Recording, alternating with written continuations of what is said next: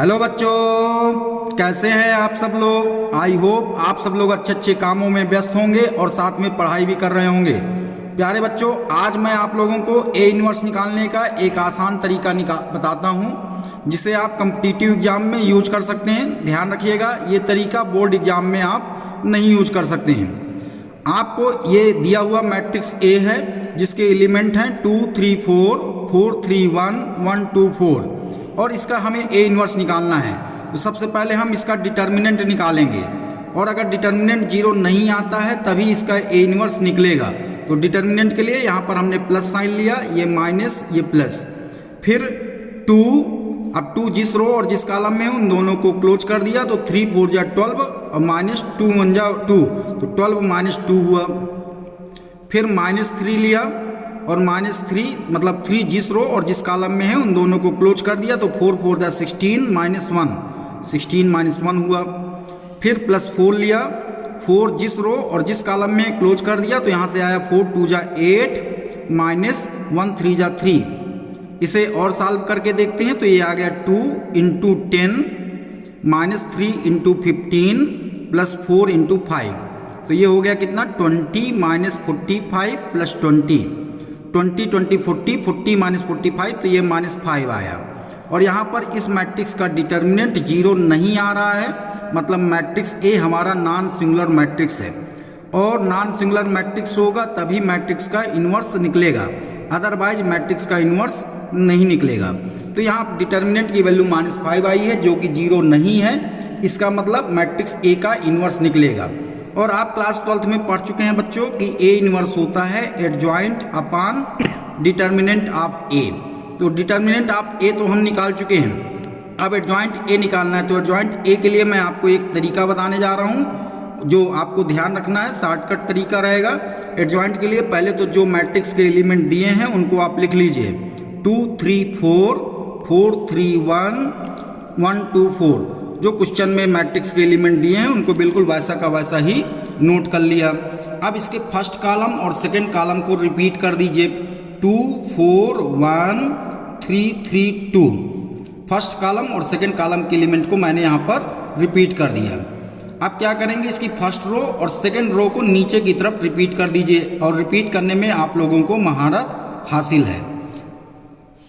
4 3 1 4 3। अब इसके बाद इसके फर्स्ट रो और फर्स्ट कॉलम को खा जाइए, इनको अपने को नहीं देखना है।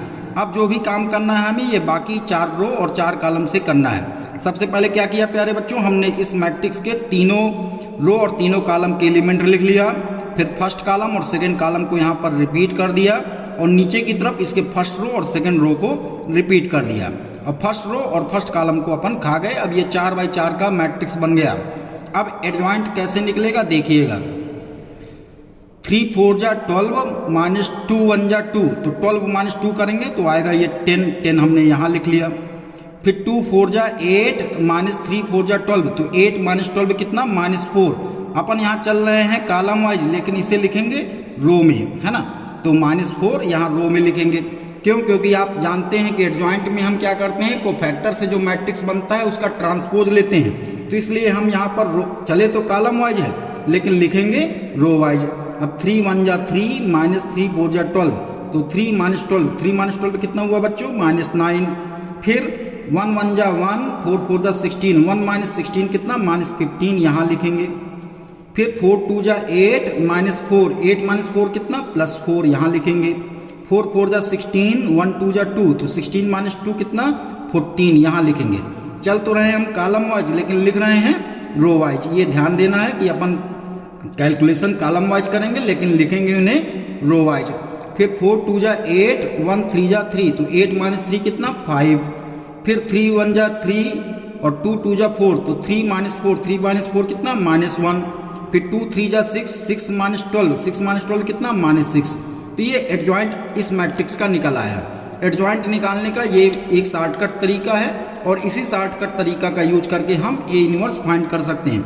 ए इनवर्स होता है adjoint A upon determinant of A, जबकि डिटर्मिनेंट ऑफ ए की वैल्यू मैंने -5 पहले ही निकाल ली है। -5 आ चुका है, मतलब -5 का हमें एडजॉइंट ए मैट्रिक्स के सारे एलिमेंट में डिवाइड करना है। तो 10 अपॉन -5 हो जाएगा -2 -4/-5 हो जाएगा 4/5, -9/-5 9/5, -15/-5 3 हुआ, 4/-5 तो -4/5, फिर 14/-5 तो -14/5, फिर यहाँ आ जाएगा -1 और यहाँ आ जाएगा 1/5 और यहाँ आ जाएगा 6/5।